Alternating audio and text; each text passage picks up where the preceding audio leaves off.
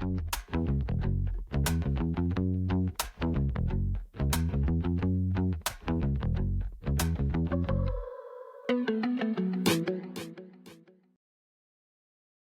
my name is David Oles, and welcome to Mississippi Happenings.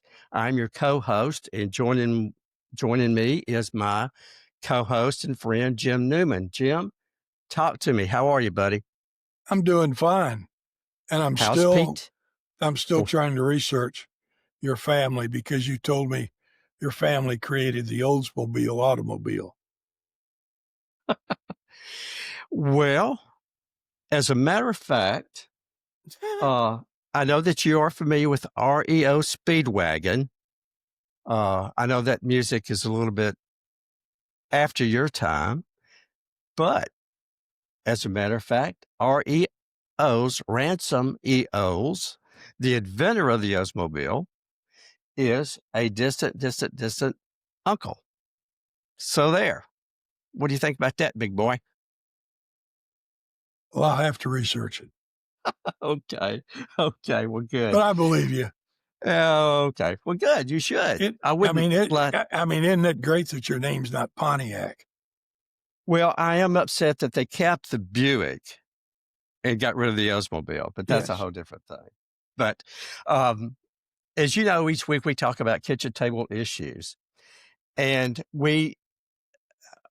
sometimes we have a tendency to forget that what happens at the federal level affects here, and what happens at the federal level affects our kitchen table.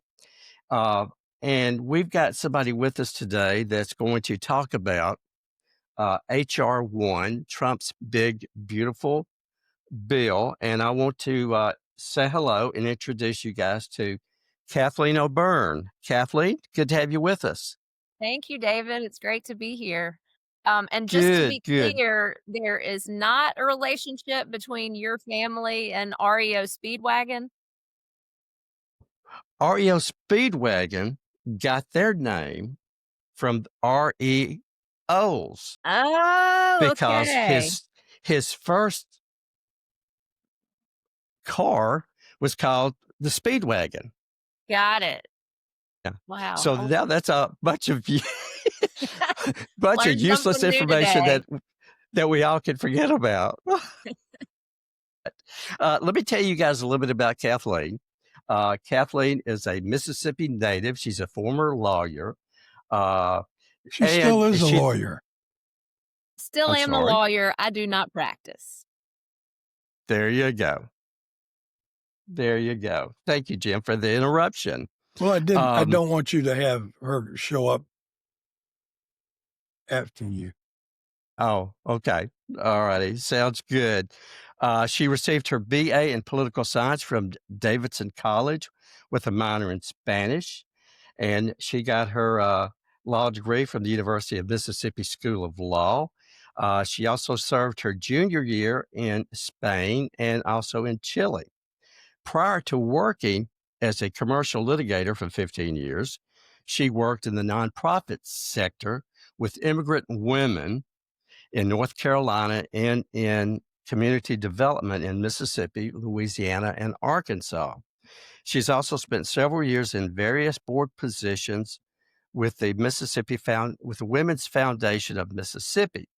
These days, she spends most of her free time as an activist and organizer, and she is committed to moving Mississippi forward because, and this is her words, it's the only way she knows how to maintain her sanity. So, Kathleen, thank you so much. And you're doing what a lot of people are doing and trying to keep our sanity. That's right. We got to do something. Amen. And it's all about grassroots. Jim and I have talked to Northeast Mississippi Indivisibles, Mary Jane and Jamie. We've talked to them, and we've talked to other several grassroots area, and that's really where it's happening. So let's jump right into this with, and we all know that Trump has such a command for the English language. and his big, beautiful bill, which is HR1, it was passed. So, Kathleen, how is this big, beautiful bill? What's that going to do to all of us in Mississippi? That's a great question, David. And as y'all know, this bill, I think, is over 900 pages, and it covers so much different territory, so many different issues, different components of our federal government. Um, and I think we could talk about it for days and days. But the specific issue, let me say this. So there are a few major things. One is tax policy. Um, Changes to federal taxes that Mississippi families will owe is one thing that we should discuss. There also were pretty major cuts to Medicaid, which will have a big impact on healthcare in Mississippi. There's a huge provision and allocation of funding for immigration enforcement, I think to the tune of about $175 billion, which will, have a big impact not just on our immigrant communities, but upon the industries that depend on those on labor from immigrants in Mississippi. So those are kind of the three big areas that are top of mind for me. And so, but what I wanted to talk to y'all about today really is the tax policies and how that is going to affect Mississippi families, and then about the combined effect of both tax policies under the big beautiful bill, and also tariff policies, which our Mississippi GOP congressional delegation has, ceded all of its authority over to the president. So that's where I'd like to start, if that's fair for y'all. Yes, that sounds great. Okay. So, what I've been digging into is data from the Congressional Budget Office, which of course is a nonpartisan branch of or office within the legislative branch of our federal government, and they dig in and do the research and figure out what are going to be kind of the micro and macroeconomic impacts of laws that Congress passes. And so um, they use data from the Census Bureau, the um, American Community Survey through the census, and I'm sure all number of other information to determine the combined effect of all facets of the big beautiful bill on American households by income. And so what they do is they take, this gets a little bit wonky, but y'all bear with me for a little bit. So they basically look at a spread of American household income from lowest all the way to the highest, and then they divide those groups into deciles. So, for example, the lowest decile of American households makes about $23,000 a year. And then say the 1, 2, 3, 4, let's look at the fifth decile of household income in America is about $85,000 a year. And then the highest decile is about $692,000 a year. And so, so with that information, they then look at, different components of the big beautiful bill, work their magic. I mean, these are like nerd PhD number crunchers. This is what they do. This is what they've always done. And so they look at the net effect in dollars of changes to federal taxes and cash transfers and then also federal and state in-kind transfers, and I can go into kind of what that is, by decile. So, to me, the first place I want to look to figure out the effect on Mississippi households is I want to look at the median median Mississippi household income. So that is to say, that's the number that half of Mississippi households make more than that amount, and half of Mississippi households make less than that amount. And it's different. Median is different than average. I'm sure you guys know this, but just in case some of your listeners don't quite understand, median is different than average because average would be skewed by like the couple of billionaires that live in Mississippi, for example. So looking at median kind of leaves out the furthest, the very richest and the very poorest. Okay, so median household income is about $56,000 for Mississippi. So if you go and look at the congressional, and that's census data. So if you go and look at the Congressional Budget Office, it tells you that these people are going to be negatively impacted by the big beautiful bill to the tune of negative $156 a year. Okay. So which group is that? that is the median income household in Mississippi. So the very middlest of the middle income. Literally, they are like the definition of middle income in Mississippi. They make $56,000 a year. The net effect of the big beautiful bill on their pocketbook is negative $156. And so what that includes is tax policy changes, reductions in ACA premium subsidies. I'm sure y'all have heard that, like, not only are people going to be kicked off of Medicaid, but people who aren't on Medicaid but get their health insurance through the ACA marketplace, their premiums are going to go way up, some of them, because of cuts to the premium subsidies in the big beautiful bill. And then what are some of the things Wicker has said? Let's see. They'll stimulate the economy and benefit job creators across the country. The reconciliation bill delivers the largest tax cut for the middle class in American history. That's just not true. I mean, if you're going to talk about tax cuts for the middle class, like, I hope you're talking about, the middle class of your own constituents. But yeah, I don't know. No, I think his middle class.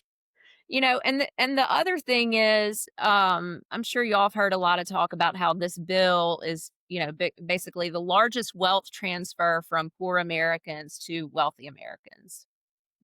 Well, being one of the poorest states in the nation, if not the poorest, what that means is the detrimental impact of this bill is bigger for a poor state like ours than it is for any other state.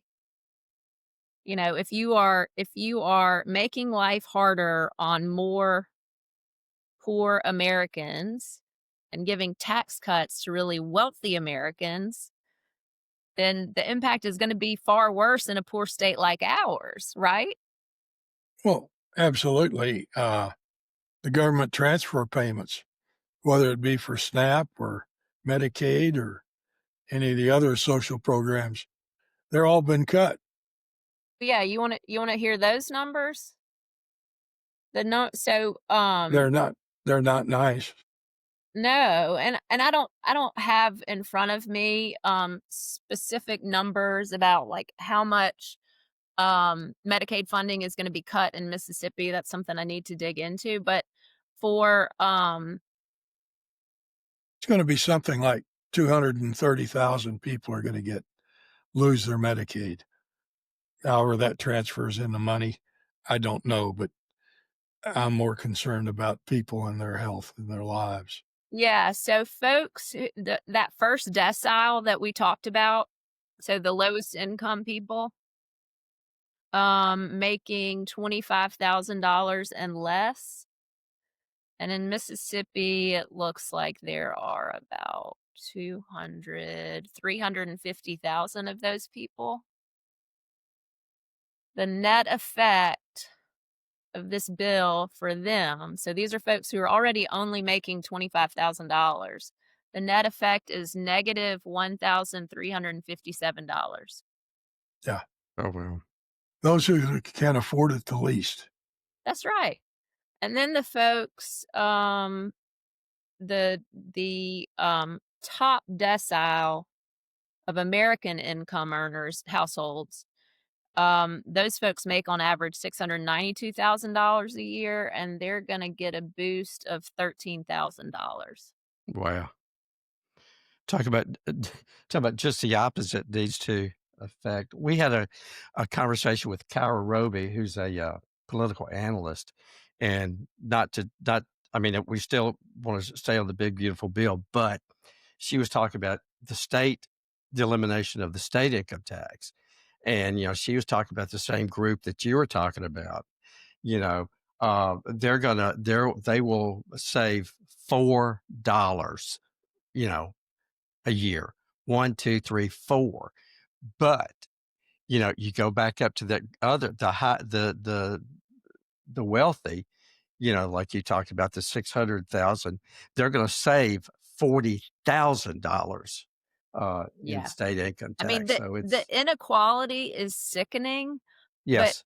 the one of the messages I'm trying to get people to understand is that, yes, the inequality is sickening, but some people just don't care about inequality. It doesn't hurt their feelings. They don't care and they don't think about it.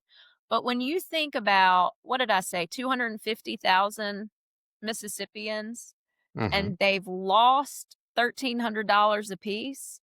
So do the math and think about what that is going to do to our local economies in the state. Because I promise you, um, people uh, making with such a low income, that $1,300 would be spent in their communities. It would be spent at their grocery stores, at Walmart, at the Totem, at the gas station, I don't, any number of places, and they're not going to have that money anymore. And so what does that do to small businesses, for example? And then you play that out through these other deciles of income. um it's gonna have a really horrible impact, not just on families who are gonna have a hard time affording the things that they need to get by, but it's gonna have a terrible impact on businesses that supply those goods and services that these families would be paying for, but now they can't afford anymore. Well, if you're making $24,000 a year and you've got a child and you are a single mother, it's going to cost you 12,000 for child care during the day, which leaves you $12,000. And then you lose 1,000 of that, which leaves you with 11,000. I don't know many families that can live on $11,000. I mean, Yeah. between groceries and keeping an automobile up and doctors, and it's just physically impossible. And it's Absolutely. no wonder that we have homeless and we have people that cannot afford health care and end up in the emergency rooms, and hospitals are going broke. It's just a vicious, vicious cycle. And our governor, frankly, doesn't give a damn. No. I mean, my theory is, I don't know, I don't know, I don't know any logical reason to be against Medicaid expansion. Um, so put aside how you feel about poor people having health care, because what I've realized over the last couple years is there are a lot of people who don't care. They don't care if poor people are able to go see a doctor or go to the hospital. They just don't care. Like, and that's a really sad conclusion to reach, but I don't know what other conclusion to come to. So even if you don't care about poor people having health care, surely if you are a Mississippian, and you have your own private health insurance, or you have Medicare or coverage through the ACA, surely you care about there being a doctor to treat you or your loved one when you need it. And surely you care about um that hospital down the street or 20 miles away, whatever hospital you depend on, being open when you need it. Surely you care about if your loved one shows up in the emergency room and they're told, "I'm sorry, we don't have a bed available," which just means we don't it's not that we don't have a bed, it's that we don't have the staff to treat your loved one. Right. Surely you care if your own healthcare costs and premiums go up. Um, surely you care if you need to see a neurologist and you can get in to see a neurologist in 3 months as opposed to having to wait a year. So, I mean, the point is that even if you literally do not want poor people to have health care, there still is so much argument for all of the rest of us in favor of expanding Medicaid, because if those people don't have health care and they don't have a way to pay for the care that they are entitled to get in our hospitals, that the effects of that are going to reach us as well. It's going to be terrible for that person who doesn't have health insurance, but it's going to be terrible for all of the rest of us too. And I think so many people just don't understand that. I think people, especially in Mississippi, have this misconception that Medicaid is just another government handout of cash to welfare queens, which like couldn't be further from the truth. It is literally health insurance. Yes. Nobody, no, no Medicaid recipient gets a cash handout that is called Medicaid. Literally, it is payment to the providers for providing care to the insured. And so it's like, what do you think? So a doctor, should or shouldn't get paid depending on how wealthy his or her patient is? That's ridiculous. You hit one of the main points, is that we or people don't realize, people that have health insurance, that have Medicare, our costs go up. And that's where the focus, we need to let people know that, yes, you're paying for it and your costs are going up when, you know, with Mississippi would simply, accept, the federal funds to expand the Medicaid. It would help everybody. But I think, like you said, um, a lot of people look at it as a handout. And that's sad, because one of the things, you have to have a healthy workforce. And right now, I don't think Mississippi has a very healthy workforce because of not accepting um, Medicaid funds. Yeah, absolutely. And just to be clear, there still is an opportunity to expand Medicaid in Mississippi. So in spite of the cuts to Medicaid that are part of the big beautiful bill, our state legislature still could expand Medicaid and help offset some of the negative impacts of the federal Medicaid cuts in Mississippi. That would make a big difference. Yes. Well, we have the highest rate of baby deaths before 1 year of age at 10 per thousand of any state in the union. And that's got to be attributed to lack of prenatal health care Right. and postnatal health care. Right. And there's no way for those stats to improve by cutting access to care and cutting No, funding. no, it's not.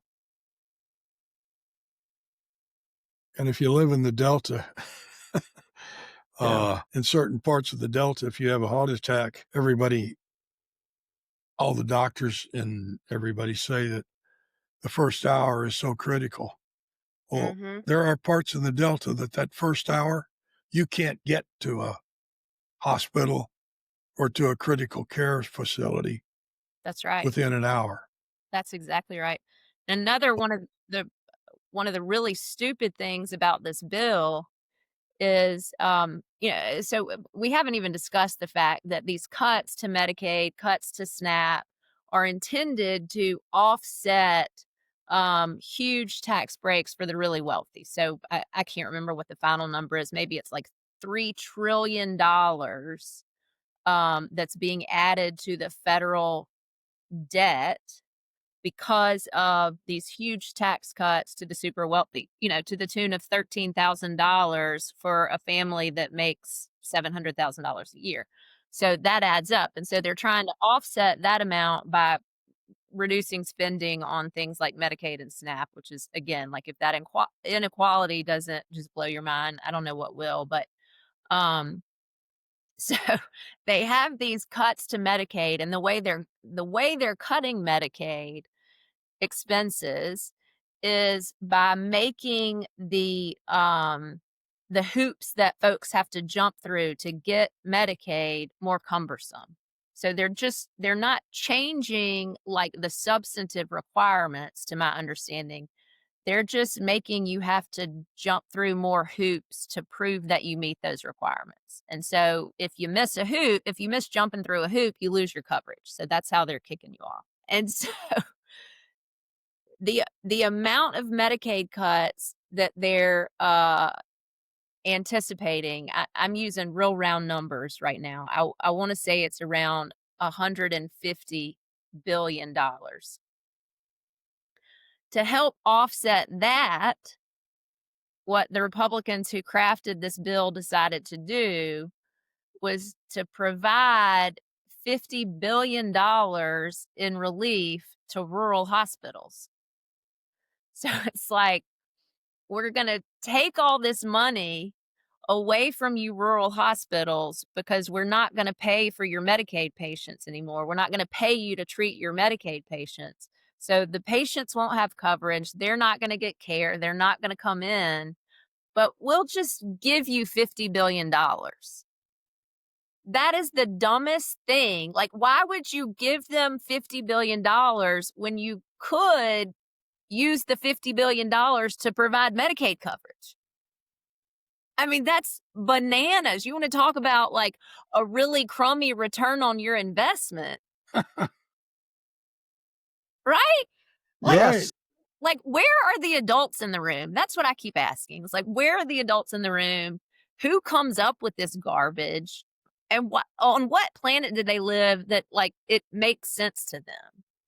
Well, you need to change your saying. Where are the adults in Washington? Yeah. Because the Yeah, adults in the room absolutely. are out here. Yeah. We're the Yeah. recipients of their stupidity. Yeah. Well, and I mean, on that note, like the adults in the room are the constituents. They are the grassroots folks who are figuring things out, who are realizing we ain't that stupid. Um Uh-huh. and we're not going to be deceived anymore.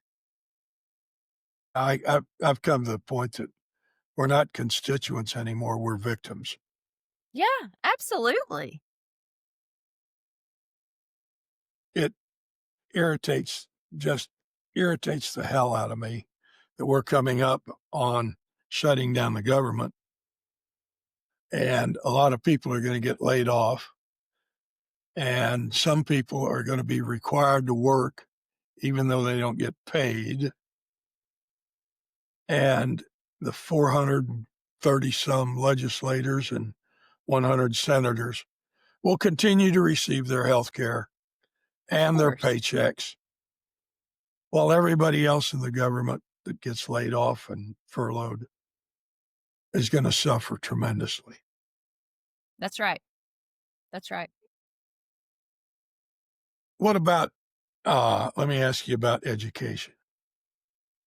Uh, if he does away, if they're successful doing away the Department of Education, and I think the number was 800 billion that they were cutting out of education. What is that going to do to Mississippi? Uh, since it, as always, I've always understood that we get roughly uh, $2 back for every tax dollar we send to Washington. Yeah, it's going to be devastating. There's no question about it. And I don't have. I'm trying to think. Where do I have that information? I might have to go find it. But is does federal funding make up like a third of our spending on education in the state? I can't I think remember the that's right. number, Yeah, but it is that's significant. close.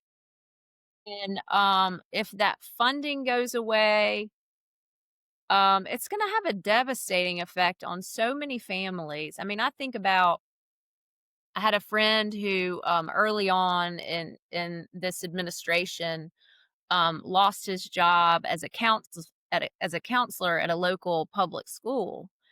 And as a parent, I got to thinking about, I mean, obviously it's terrible for him that he lost his job, but I got to thinking about the families who depend on the services that he provides to their children, and what that disruption looks like for them. I mean, if you've ever had a child who needs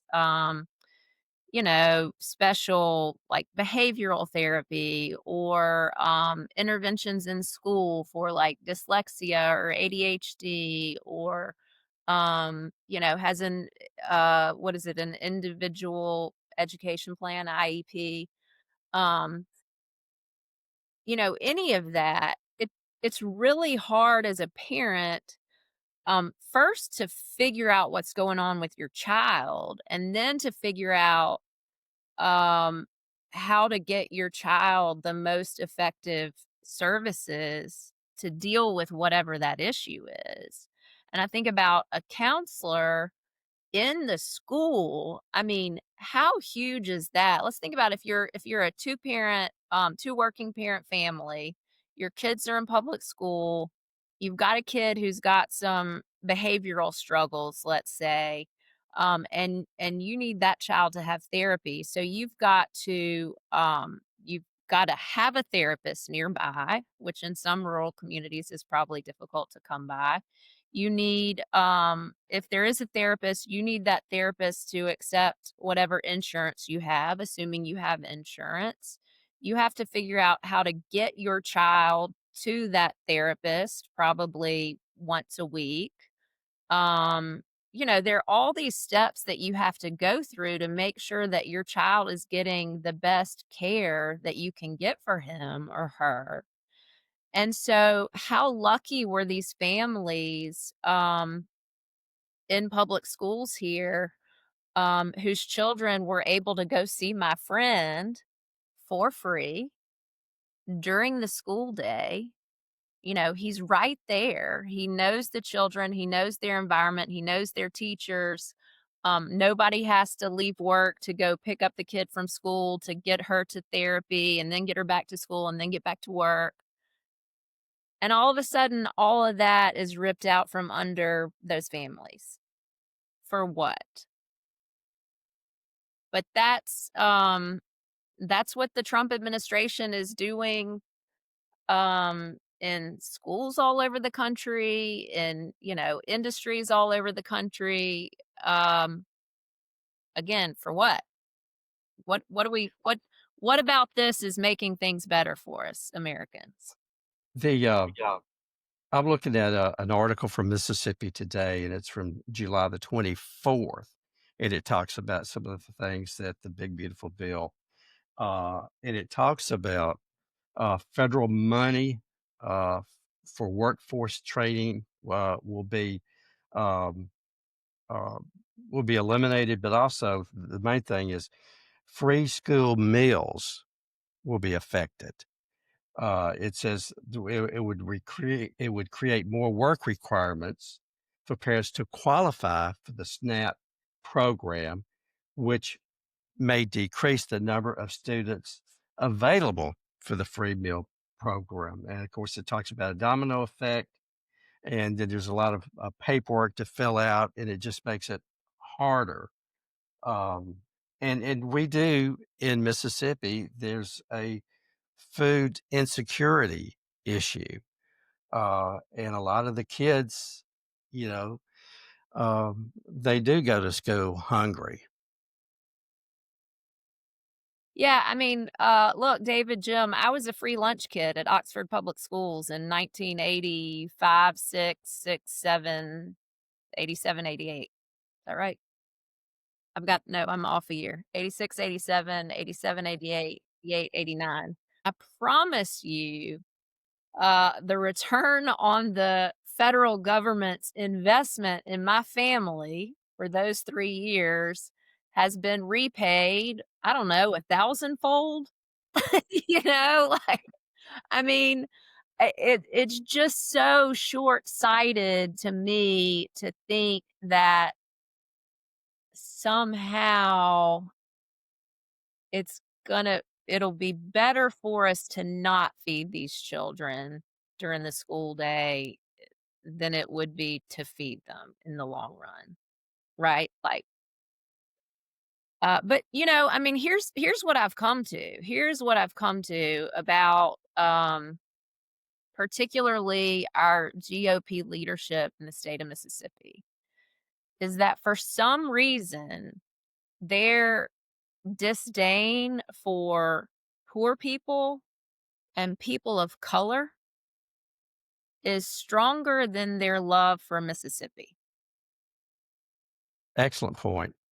Because how else can you explain it? What do you anticipate as far as them getting a budget before the end of the month? I don't know. But I will say I think there is more support for shutting down the government now than there was, when was that? What, back in March? Because of the way the federal government is being weaponized against the American people. Um, I, yeah, I mean, I think there are a lot more people now who say, sure, shutting down the government is going to hurt. It's going to hurt those folks who are going to lose their jobs, or those folks who have to keep working but don't get their full paycheck. But maybe right now the alternative is far worse than that. It almost seems to me, and I hate to say this because I don't want it to happen, but I'm willing to bet that if they shut down the government and included no more Social Security checks, I can almost guarantee that a lot of Republicans are not going to be reelected next year, because older people will not take kindly to that, and they will get out and they will go vote. Yeah, and I they think won't. absolutely so. And then also, Jim, if you think about, the older people, and I confess, I don't know if there's a government shutdown. Is that true that Social Security checks won't be issued? No, they will continue to be issued. What I'm Okay. saying is if they cease issuing, they will have hell to pay next year. Right. I mean, because if you think about it, like not only does that impact, I don't know how many millions of older adults, but if older adults aren't getting their Social Security anymore, then that has a trickle down impact on their children and grandchildren. Yes. Yes, Because who's going to be taking care of them? precisely. And I mean, I think, I hope and I think that there is going to be a reckoning in 2026. I mean, especially if you look at like, the other numbers I've looked at are the impact of tariff policies, which our Republican congressional delegation has wholeheartedly endorsed. Um, if you combine the effects of the big beautiful bill and tariff policy on Mississippians, it's way worse than just the impact of the big beautiful bill. I mean, major, major, a major dent in Mississippians' pocketbooks. Yes, there was Or, a It, somebody and had effects on the farmers. what's that? And its effect on the farmers. For sure. Yeah. For sure. Tariffs effect on farmers, the loss of immigrant labor's effect on farmers, its effect on the manufacturing industry, construction, um, any number of industries in Mississippi. Folks are gonna really gonna be hurting. Jim, yeah. you had something? You mentioned the farmers, and I heard an interview the other day that in Mississippi, if the farmers don't get help, the family farms uh, are going to be approaching 50 to 75% bankruptcy, which will mean that the larger corporate farmers will take over and there'll be fewer people needed to work the farms. Uh, and the proof of that is that Caterpillar has already lost 300,000 in this last quarter, and they expect to lose that again. I don't know how we're going to get out of this without a real change in our legislation or legislators, and that's going to Yeah, I mean require. the impacts are already devastating and they're only going to get worse. I've got a friend who's a bank president down here, and he told me, he's got a lot of bank customers who are farmers, and they've been calling him since, March, and saying like, I don't know what we're going to do. And these are fifth, sixth, seventh generation farmers. And I mean, that is a segment of the population that is, what, 90% Republican? I don't know. Yes. I mean, Yeah. and they are being squeezed. And again, it's for nothing. Like it would be one thing if we were getting something out of this. I read somewhere or heard a podcast, maybe, I don't know, talking about, that authoritarian regimes succeed. If they succeed because the people believe that there's gonna be a benefit that offsets the detriment. So the detriment is like we're losing our freedoms, we're our First Amendment rights, our you know, due process rights, our elections maybe go away. There's redistricting and that sort of thing, but we benefit in some way. So our um you know, we're more prosperous or we're safer or we have better health care or we have, better something. And that is absolutely not what is happening in our country. We are losing all of our freedoms. We are losing our democracy.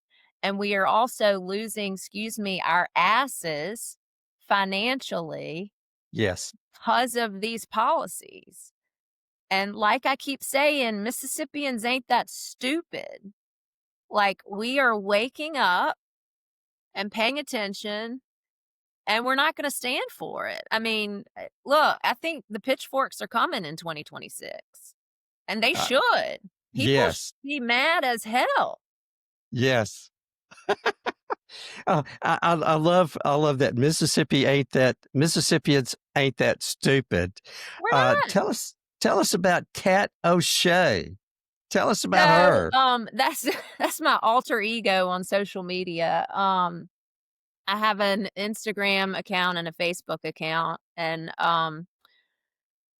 you know, who knows if it's helpful or not, but I give myself a little bit of anonymity with a um alter ego. Um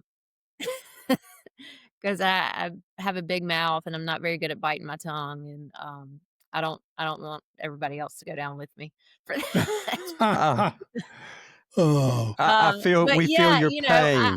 I want one of the things that I want to do most is to help Mississippians understand how different policies affect us, because we certainly aren't getting that information from our elected officials. I mean, the information they are giving us is garbage. It's not true. And so one of the ways to do that, to help educate people, is on social media, which is really bizarre. I mean, like, we're used to writing letters to the editor, and um, you know, I don't know how else you do that, but these days a lot of people are getting their information on social media, and there is so much garbage out there. Um that I kind of feel like I can't be quiet anymore. And I get curious about these issues. I mean, with the big beautiful bill, I'm like, there's no way Cindy Hyde Smith is telling the truth when she says, middle income Americans are going to get back $1,500 a year. That's not true. And so I go digging into it, and sure enough, it ain't true. And it makes me mad. I mean, I have one child who's very, very, stubborn, and, if he sees anything that he perceives as remotely unfair, particularly if it's unfair to him, he just Uh-huh. throws a fit, and I wonder where he gets it from.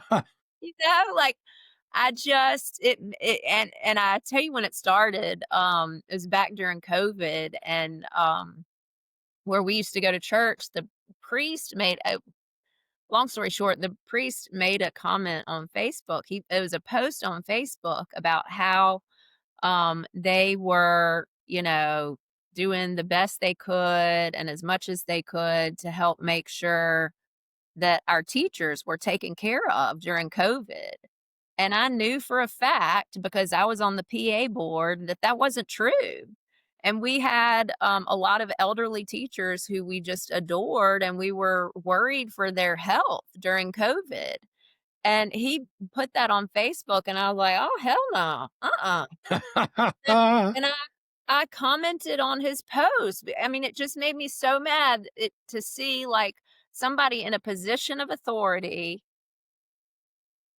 speaking out to his followers about something, and it's not true. And he later said to me, like, oh, you shouldn't have put that in the comments on my Facebook post. I said, no, no, no, father, uh-uh. You shouldn't have made that Facebook post that was not true. And kind of That's Absolutely. ever yeah. since then, I just like, I'm sorry. I'm not gonna sit back and be quiet and watch people be lied to. We don't hold our authority figures or our leaders, we don't hold them accountable, That's and right. and and we let them get away with crap.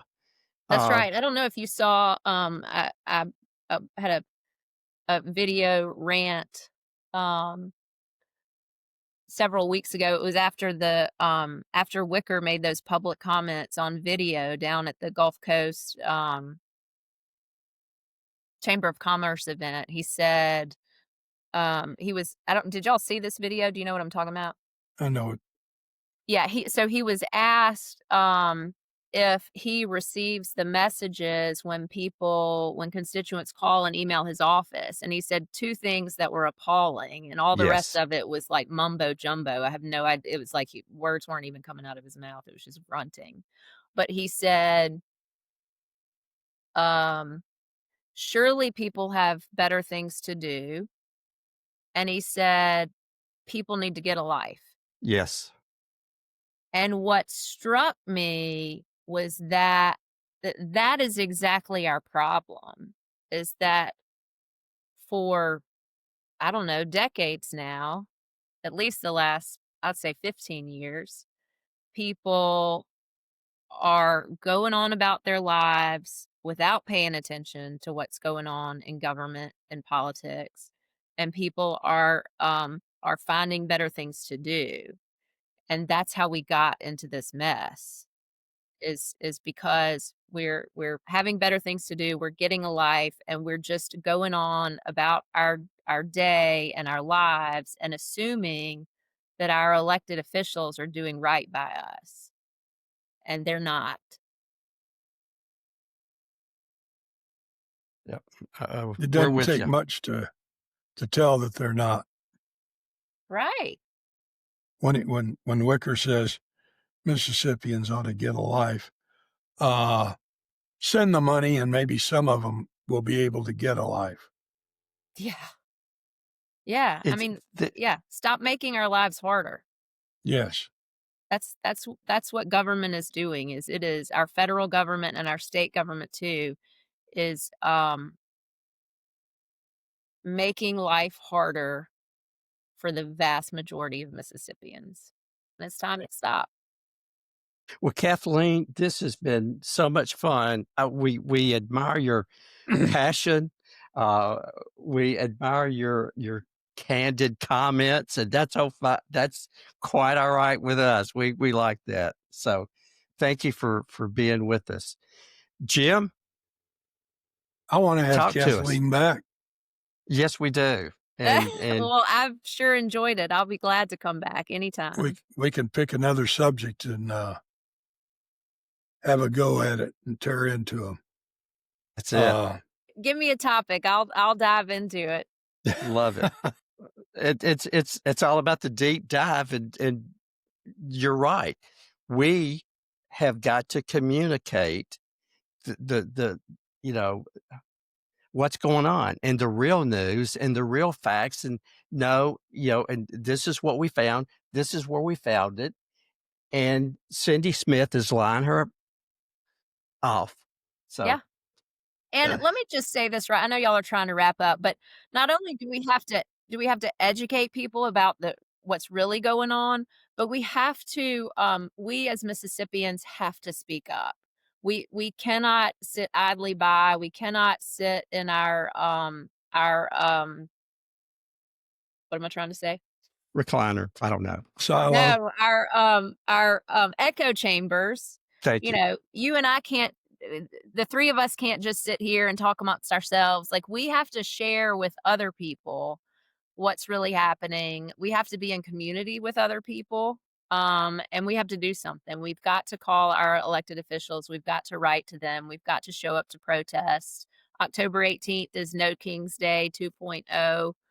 They're going to be protesting Gulfport at the federal courthouse in Jackson at the state capitol, and in Tupelo in front of Trent Kelly's office, I believe. So October 18th is a great time for people literally to show up with their bodies and do something. Jim, let's talk about your favorite subject, Jim. Oh, money? I love money. Yeah. Yes, I you love do. it when it comes in and we don't have to continue paying for this. But it's worth it. But yes, Yes. these broadcasts do cost. They're not terribly expensive, but they are somewhat expensive. And if you'd like to contribute to continue seeing topics of interest to Mississippians and what David calls kitchen table issues, we sure would appreciate it if you would consider making a donation one time or on a monthly basis, even if it's $5 or $10. Everything helps. And we've got some great people coming up. One of the ones I'm really looking forward to is with retired Admiral Jamie Barnett. Yes. And hopefully he will have a JAG officer, which is a justice, naval justice advocate, with him. And we're going to talk about blowing up boats in the Gulf of Mexico without any justification. And I think a retired admiral and a retired JAG officer might have some opinions about that. So that's one really great one that's coming up, and I can hardly wait to see it. But like I said, it all costs money. The good thing is it's not like the grocery store. Our costs have stayed the same. Trump says grocery bills are going down. Well, ours isn't going down, but it's not going up. So if you got a little change, send it our way. We'd appreciate it. If not, continue to listen in, get educated, and take some action. Don't sit on the log doing nothing. Absolutely. Absolutely. Thank you, Jim. And if you want to contribute, your Cash App is at Mississippi Happenings. PayPal is $Mississippi Happenings. And also you can check us out at mshappenings.org, and you can also contribute there. So we do appreciate it. We appreciate you listening. We do want you to subscribe. It is free. We do need more sponsors. And yes, we do need donations so to keep us going like this, but we do appreciate it.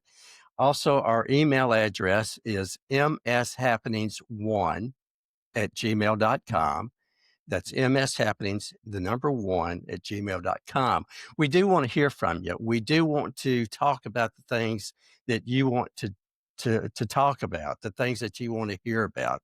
And this helps us get great interviews like we just had with Kathleen. So we do appreciate that. And in closing, may we never become indifferent to the suffering of others. Thanks. Y'all take care. Be safe.